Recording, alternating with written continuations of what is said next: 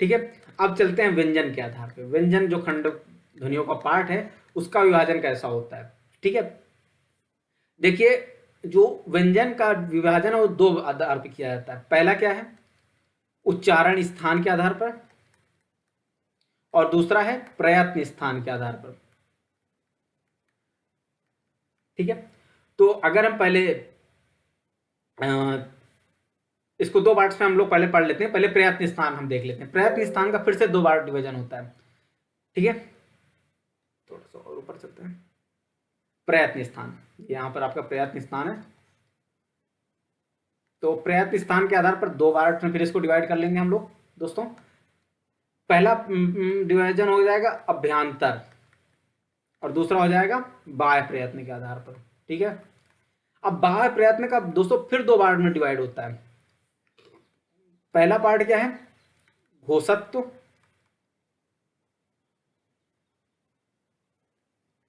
और दूसरा हो गया प्राणत्व। ठीक है, इन दो आधार पर इसका क्या हो जाएगा, डिवीजन हो जाएगा। अब घोषत्व के आधार पर भी दो डिवीजन हो जाएंगे। पहला कौन सा आ जाएगा दोस्तों, सघोष आ जाएगा, और दूसरा आ जाएगा आपका अघोष। सघोष को दोस्तों घोष भी कहा जाता है, तो कई बार अगर सघोष केवल घोष केवल बोल दे तो आप लोग कंफ्यूज मत हो जाइएगा। अब प्राणत्व के आधार पर भी दो पार्ट से डिवीजन कर लिया जाएगा दोस्तों। पहला आ जाएगा आपका अल्प प्राण, और दूसरा आ जाएगा आपका महाप्राण। ठीक है, तो अब इनके बारे में थोड़ा थोड़ा जान लेते हैं। सघोष क्या होता है, अघोष क्या होता है, अल्प प्राण क्या होता है, और महाप्राण क्या होता है। ठीक है,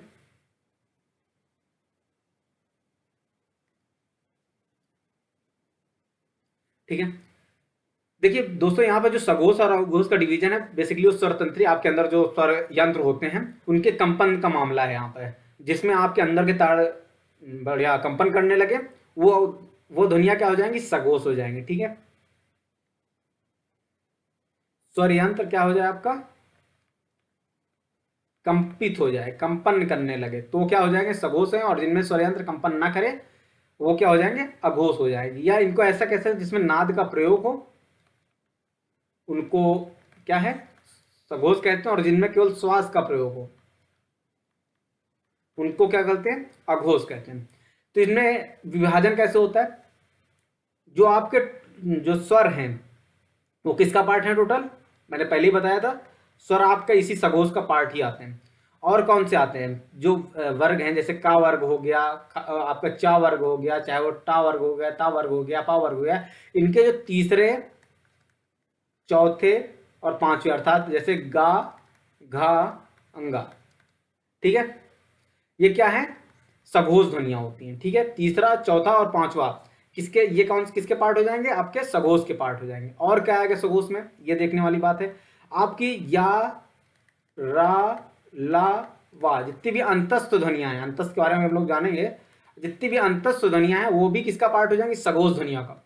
याद कर लीजिए, बिल्कुल रट लेना है इसको। कैसे, क्योंकि ये हर एग्जाम में पूछा जाता है। जितने भी आपके स्वर होते हैं वो सघोष होते हैं। ठीक है, और हर वर्ग का वर्ग का, चा वर्ग का जो तीसरा, चौथा, पांचवा वर्ड होता है वो क्या होता है, आपका सघोष होता है। ठीक है, और इसके बाद आपके जो अंतस्थ व्यंजन आते हैं, या, रा, ला, वा, वो भी आता है। और इसमें से आपका एक वर्ड और जुड़ जाता है, वो हो जाता है हा। कुल मिला के आपकी इनकी संख्या कितनी हो गई, आपके हिंदी में कितने स्वर हैं, 11। पांचों वर्ग से तीन तीन वर्ग हो गए तो 5 वर्ग होते हैं, 5 गुणे 3 आपका कितना हो जाएगा, 5 ते 15। 11 लावा मिला के आपका अंतस्थ हो जाए 4, आपका यहाँ मिलाया 1 और 11, टोटल कितने हो गए, 11, 15, 4, 1, 4, 1, 5 और 11, 15, 15, 30 और 31। तो टोटल आप अगर क्वेश्चन आ जाए सघोष की संख्या कितनी होती है, तो टोटल आपकी सघोषों की संख्या हो जाती है 31। अब बात करते हैं, मुझे दोस्तों उम्मीद है कि सघोष आपको समझ में आ गया होगा, या घोष आपको समझ में आ गया होगा। ठीक है, अब बात करते हैं अघोष की। अघोष क्या होते हैं, जिनमें स्वर यंत्रों में कंपन नहीं होता है, उनको क्या कहा जाता है, अघोष कहा जाता है। ठीक है, इनमें क्या होते हैं, प्रत्येक वर्ण का पहला और दूसरा वर्ण आता है, पहला और दूसरा प्रत्येक वर्ग का। ठीक है, का वर्ग का आ जाएंगे, का और क्या, खा क्या है, अघोष है। ठीक है, और इनमें कौन शामिल हो जाता है, सा, श, शा, ये किसमें शामिल होते हैं, इसी में आपके शामिल हो जाते हैं। ठीक है, तो टोटल इनकी संख्या कितनी हो जाएगी, 5 दूनी 10 प्लस 3, टोटल आपके हो जाएंगे 13। तो मुझे तो उम्मीद है दोस्तों सघोष और अघोष आपको समझ में आ गया होगा। अब हम लोग चलते हैं प्राणत्व की तरफ। प्राणत्व का हमने अभी जैसे वहां विभाजन समझा था, प्राणत्व के आधार पर दो पार्ट्स में इसको डिवाइड किया जाता है, अल्प प्राण और महाप्राण। ठीक है, तो हम लोग समझते हैं अल्प प्राण और महाप्राण के आधार पर। अल्प प्राण के आधार पर क्या होता है कि जिसको बोलने में हमें क्या है, कम ऊर्जा की जरूरत हो, मतलब कम एनर्जी लगानी पड़े, कम वायु फेंकनी पड़े, उनको क्या बोला जाता है, अल्प प्राण। और जिसके बोलने में हमें थोड़ा जोर लगाना पड़े, उनको क्या बोला जाता है, महाप्राण। तो किसी भी वर्ग का पहला, तीसरा और पांचवा क्या हो जाएगा आपका, जैसे का, गा, अंगा, आपका क्या हो जाएंगे, अल्प प्राण हो जाएंगे।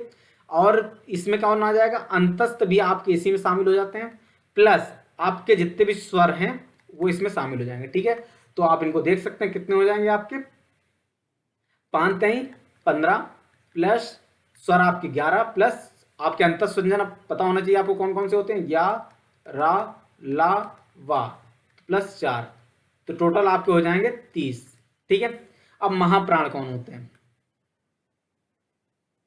महाप्राण के अंतर्गत आपके आते हैं दूसरे और चौथे वर्ण जो होते हैं प्रत्येक वर्ग के, वो महाप्राण होते हैं, जैसे खा, घा।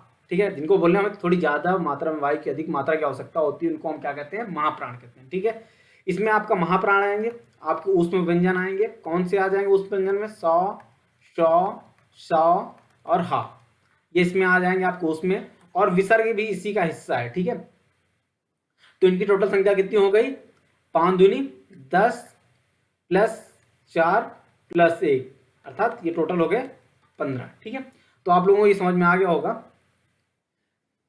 ठीक है, हम लोग प्रयत्न स्थान के आधार पर समझ लिए हैं बाह्य प्रयत्न को। अब अभ्यंतर की बात किया जाए तो अभ्यंतर में कई सारे डिवीजन आपको देखने के लिए मिल जाते हैं, उनको भी थोड़ा समझते हुए हम लोग आगे चलते हैं। अभ्यंतर के अगर आधार पर अगर डिवीजन करें तो पहला तो हम डिवीजन कर देते हैं स्पर्श के आधार पर। तो स्पर्श के आधार पर जब डिवीजन करते हैं जितने पांचों वर्ग हैं वो स्पर्श का ही पार्ट हो जाते हैं। ठीक है, लेकिन इसी का से लेके माँ तक के जितने भी वर्ण आते हैं आपके, जितने भी व्यंजन आते हैं सब स्पर्श व्यंजन होते हैं। ठीक है, चाहे वो का वर्ग हो, चा वर्ग हो, चाहे टा वर्ग हो, ता वर्ग हो और पा वर्ग हो, इनमें से लेकिन चा वर्ग है उसको थोड़ा सा एक स्पेशल कैटेगराइजेशन किया जाता है, उसको बोला जाता है स्पर्श संघर्षी। ये क्या करता है, स्पर्श के साथ साथ क्या है, संघर्षण भी करता है, इसको इसलिए स्पर्श संघर्षी भी बोला जाता है। ठीक है, अब अगला डिवीजन हम लोग चलते हैं। अगला डिवीजन क्या होगा, इसी अभ्यंतर प्रयत्न के अंतर्गत वो हो जाएगा, अभी जैसा मैंने बताया अंतस्थ व्यंजन, इनको बोलने में अंतर की जरूरत पड़ती है, या, रा, ला, वा। ठीक है, ये आपके अंतस्थ व्यंजन है। सीधे सीधे कई बार पूछा जाता है निम्न में से अंतस्थ व्यंजन कौन है, इसके अलावा कुछ और दे दिया जाएगा, सा दे दिया जाएगा, तो आपको लगेगा नहीं ये हो सकता है, तो ये याद रख लीजिए, या, रा, ला, वा। इनमें से जो या और वा हैं, ये दो आप लोग बिल्कुल समझ लीजिए, या और वा, इनको क्या कहा जाता है, क्योंकि इनको आप लोग कई बार देखते हैं अर्ध स्वर भी इनको कहा जाता है। क्या है, कई बार आपको लगता है कि स्वर है, क्या इनको बोलने के लिए किसी अन्य शब्द की जरूरत नहीं पड़ रही, इनको अर्ध स्वर भी कहा जाता है। ठीक है, और जो रा है इसको लुंठित वर्ण भी कहा जाता है। ठीक है, लुंठित,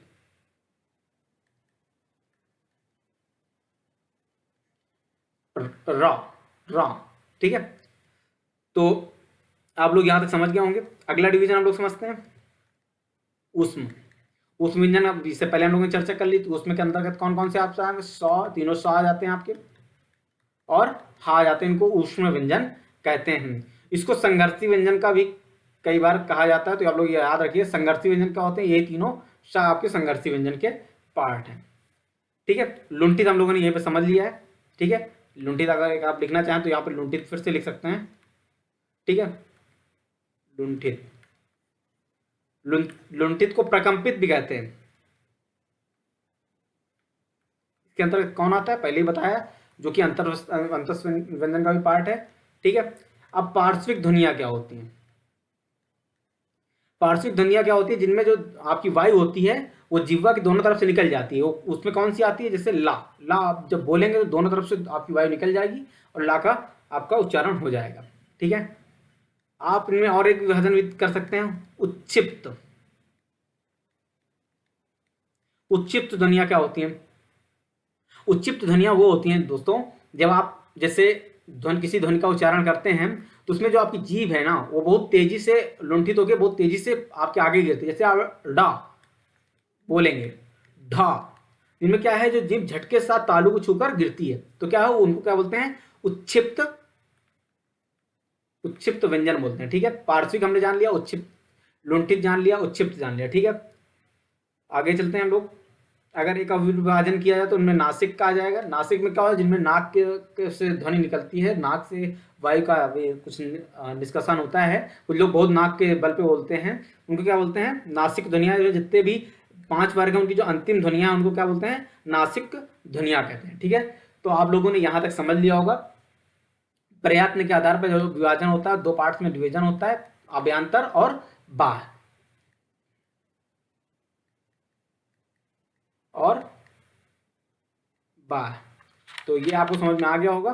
अब चलते हैं उच्चारण स्थान के आधार पर। ये भी क्वेश्चन बहुत पूछा जाता है आपका, उच्चारण स्थान के आधार पर ध्वनियों का विभाजन कैसे होता है। उच्चारण स्थान के आधार पर व्यंजनों का विभाजन। ठीक है, तो पहली अगर बात की जाए तो आपका आ जाएगा कंठ। कंठ ध्वनि आपकी कौन सी होती है, इसके लिए एक सूत्र है जो आप लोग याद कर लीजिएगा। अकुह विसर्गनीया नाम कंठ है। आ जाएगा आपका, आ प्लस आ, इसमें कंठ से उच्चारण किया, आ आप बोल के देख सकते हैं। हा आ जाएगा आपका, ये हा है।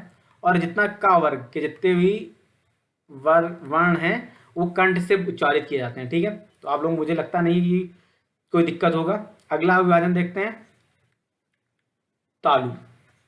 तालु में कौन से आते हैं, इचु, यसा, नाम, तालु। याद रखिए, लिख लीजिएगा आप लोग। इच यसा नाम, इसमें आपका ई आ जाएगा, ई आ जाएगा, चा वर्ग आ जाएगा आपका, इसमें या आ जाएगा आपका, सौ आ जाएगा, ये तालव्य सा हो गया। ठीक है, इच यसा नाम तालु। ठीक है, तो कंठ हो गया और ये तालव्य हो गया। इन कंठ और तालु दोनों से मिला के जिन वर्णों को उच्चारण कंठ तालव्य बोलते हैं। ठीक है, इन दोनों को से यूज से जिन वर्णों का इस्तेमाल, जिन वर्णों का उच्चारण होता है उनको कंठ तालव्य कहते हैं। इनके अंतर्गत कौन आते हैं, इनके लिए कोई सूत्र स्पेशल नहीं है। ए और ए, वो है भी तो कठिन। ठीक है, तीसरा है आपका मूर्धन्य। मूर्धन्य ध्वनियां क्या होती हैं, जिनमें मूर्धा का इस्तेमाल होता है, उसके लिए सूत्र क्या होता है, ऋतु रुस्सा नाम मूर्धा। आपके री हो जाएगी, इसमें ता आ जाएगा आपका। ठीक है, ऋतुरुषा नाम मूर्धा, टा है। ठीक है, ऋतुरुषा नाम मूर्धा है, इसमें आपका रा आ जाएगा, सा आ जाएगा। ये मूर्धन सा, देखिए तालु वाला सा ये हो गया सलजम वाला, और ये षटकोण वाला सा हो गया। तो अगर ये सा आ जाए, इसका उच्चारण स्थान पूछ लिया जाए तो कौन क्या होगा, मूर्धन्य होगा। ठीक है, ऋतुर्सा नाम मूर्धा। ठीक है, आगे चलते हैं, इसका चौथा विभाजन देखते हैं। ओष्ठ के आधार पर जिनका विभाजन होता है उनको, उसके लिए सूत्र है उप मादनीया नाम ओष्ठ है।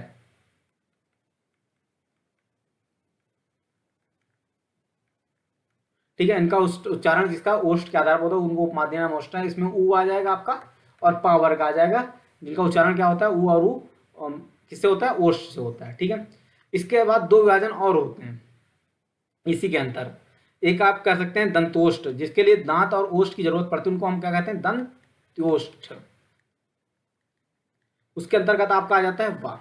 और द्वयोष्ठ, जिनको उच्चारण के लिए हमें क्या है, दोनों ओष्ठों की जरूरत पड़ती है, उनको क्या कहते हैं, द्वयोष्ठ। जैसे आपका पा, फा, बा, भा, मा, जिनके लिए दोनों ओष्ठों की जरूरत पड़ती है उनको क्या बोलते हैं, द्वयोष्ठ। ठीक है, अगला हम लोग चलते हैं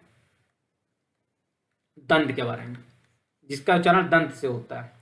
उसके लिए सूत्र है ऋतुलसा नाम, ऋतुलसा नाम